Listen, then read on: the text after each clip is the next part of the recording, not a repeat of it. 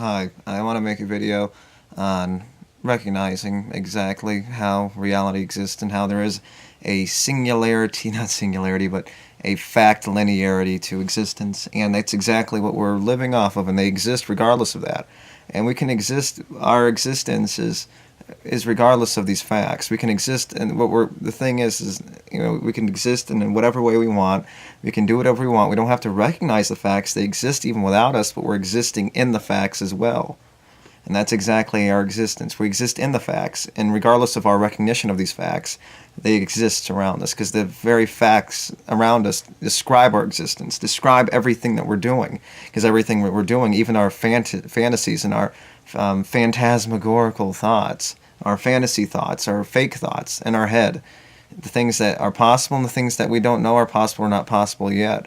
They exist in our head and they exist in reality. They're a function that works in this reality. They're an interaction that works. There's something that exists. There's some kind of interaction that's happening. Things existing.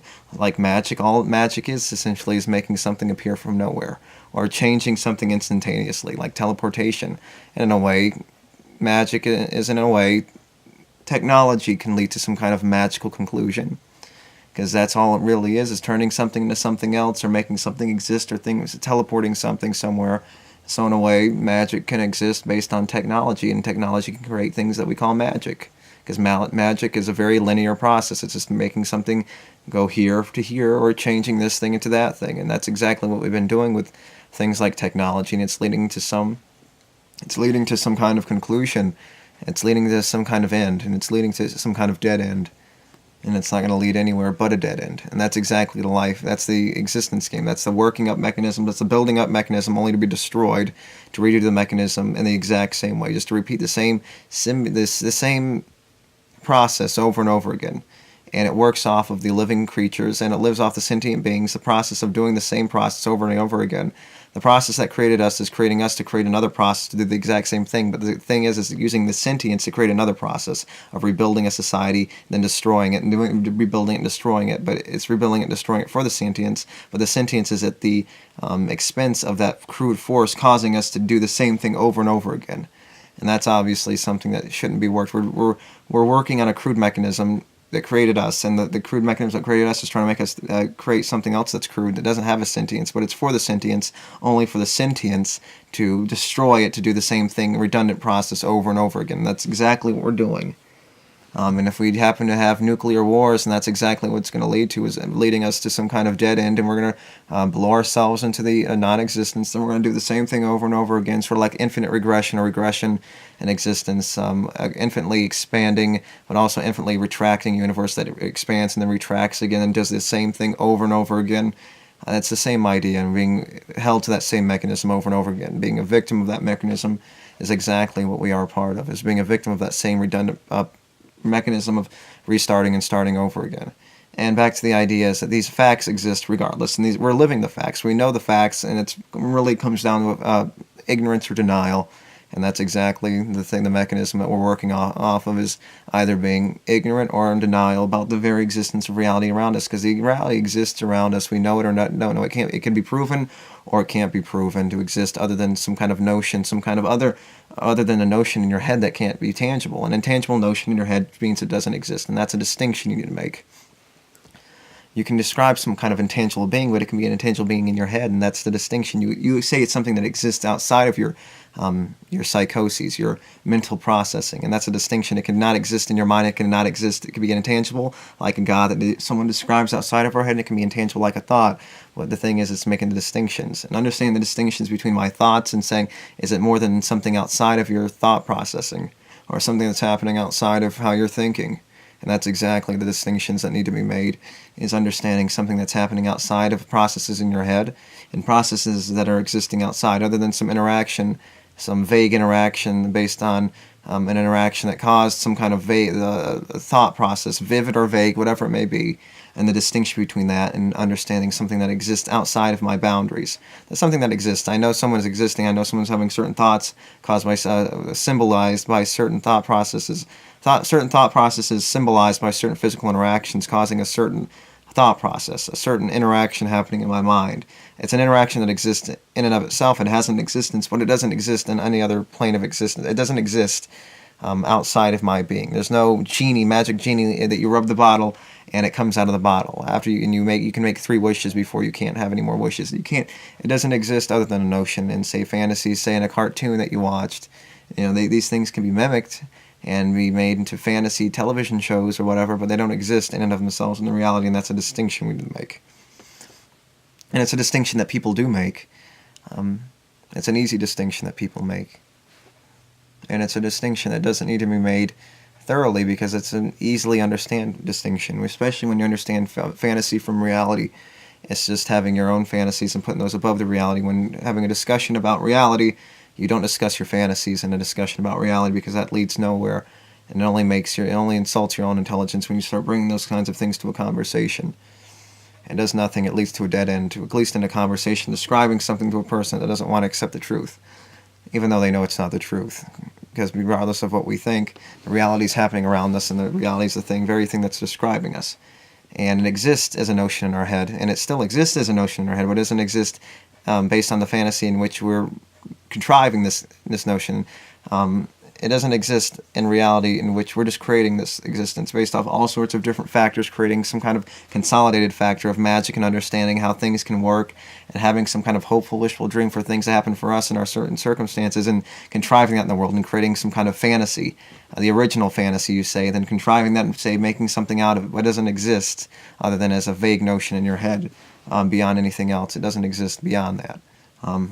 Your vague, hopeful notions. Although the vague, hopeful notions do exist, and they do exist in and of themselves, and they mean something. They do exist, but it doesn't exist outside of yourself. And there's a thought, there is an existence linearity to life, and things are going to happen a certain way.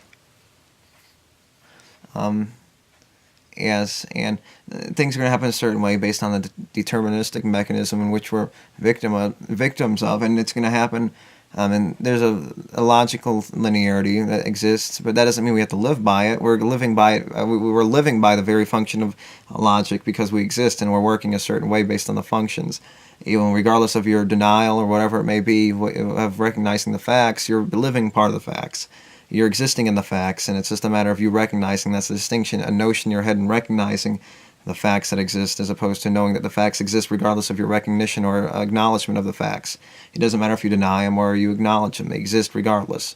And they exist because they describe you as an existing being inside the universe which creates these facts. And that's exactly the facts and the logical linearity that we're living by. And just because we don't live by it, logically speaking, we're living by it as a notion in our head. We're not living by it as a disconnection and disconnected from the real world. We're not recognizing it. We're not living by it. Based on the facts and understanding the sentient experience and understanding about trying our best to mitigate against the negative sentient experience. And that's exactly where the sentient understanding and the denying reality and how that distinction between it existing in and of itself and describing you as an exister and you existing and denying the truth and how that means something in and of itself regardless of the facts existing. So the facts can exist regardless of you acknowledging them, but your acknowledgement means something because the thing that makes this existence worth anything is the sentient experience. And when someone's denying that and making the sentient experience worse and allowing for more negative, that's when the distinction matters, and it's about convincing people inside this mechanism. And just because things are going to happen a certain way doesn't mean that we're not playing out the game right now, and that doesn't mean I can't interact with you, and I'm still making the choices leading up into the future where I can look back in the past and say that's what happened in the past, because it only means something in the past, and we're still moving towards the future, and the past means nothing.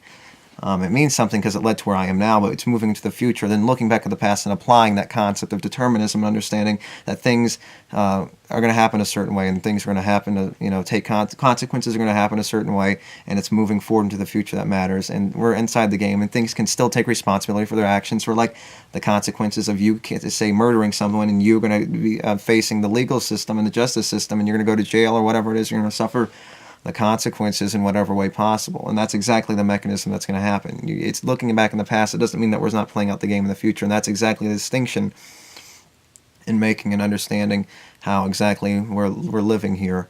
And we're living based on a mechanism of trying to make the sentient experience for all these sentient beings mean something. That's exactly what we're here for. We're here based on that mechanism, and we're here not only based on the logical mechanism of determinism, but also the logical mechanism based on all these other sentient beings and making it not only better for ourselves, but better for other things. And that's exactly the mechanism, like I keep saying, that we're living by and we're trying our best to. And that's where it matters, what our distinctions and how we have notions in our head, because those notions in our psychology is the only thing we have, and that's the thing that's driving us in trying to make something that's better, or trying to end the negative, or whatever it may be that means something. That's a distinction we need to make. It exists, but we're still in control of that existence because we're a piece of the puzzle that's trying to change the existence, going to the future, recognizing the future as something that's going to be in the past, and the determinism only matters as a notion of the past and an idea to live by, and recognizing that. That distinction and that movement in time leading up into the past. And that's exactly what we're doing. We're moving up in the past. It means only something in the past, and we're moving forward. And our notions mean something about, regardless of the logical determination of existence and how things linearly go in a line, it doesn't mean anything beyond, obviously, it means something. But recognizing that psychologically beyond the fact that we're living in that, and it describes our very situation and understanding things. There's a distinction between that and the sentient experience. The sentient experience and our understanding logically, psychologically, and understanding these things and not denying the reality and the existence, the linear existence of determinism and understanding all that exists in of itself and describing our situation. And it means only something to our psychology because that's the thing that caused us to exist, and that's the very thing that relies on our own psychology and understanding, is to understand the world better, to create better for the psychology and the sentient experience. And that's where our notions and our psychology, regardless of the interactions, the logical linearity and interactions that exist that create us, it means something beyond that interaction. And that's where the distinction it can be made, and it means something more than that. When it comes to this making it better for the sentient experience, it makes it mean something to begin with based on the mechanism that created it. Sorry, I just want to make sure I got all those points through. And it's about making the best of these situations and making sure that we can make the best for the sentient experience. And they exist in and of themselves because we're part of the mechanism, but we're part of the mechanism moving forward based on a deterministic idea in our head moving forward, because it's a notion that creates the psychology and understanding exactly what's going on around us. And it's just a notion, interaction in our head, creating a notion, understanding a certain concept, moving forward, understanding the past is something that happened and was meant to happen, but we only know it when it's in the past. Moving forward, nothing has been predetermined yet. It has been predetermined, but it's only been predetermined once it's in the past. And like cause and effect, we can understand one thing leads to another, and that's the more ideas, these interactions, things are interacting. That's the idea that creates this deterministic mechanism that we can understand more. As these interactions, things are going to interact, and they're bumping in different ways at different speeds at different times, and they're going to lead to a different place at different times, and different things are going to bump into different things at different pieces. But the idea of determinism obviously can be controlled by that mechanism and understanding that things are going to happen in a certain way based on these different interactions, because obviously the interactions outside of ourselves are just as important as the interactions that we have on ourselves, or the interactions that happen outside of ourselves have just as much meaning because they're just interactions. It's just an interaction. And that's where the whole idea of our understanding determinism comes from, as opposed to understanding that something's going to be in the past. We're still moving forward, and that's where the moving forward thing doesn't necessarily describe determinism as much.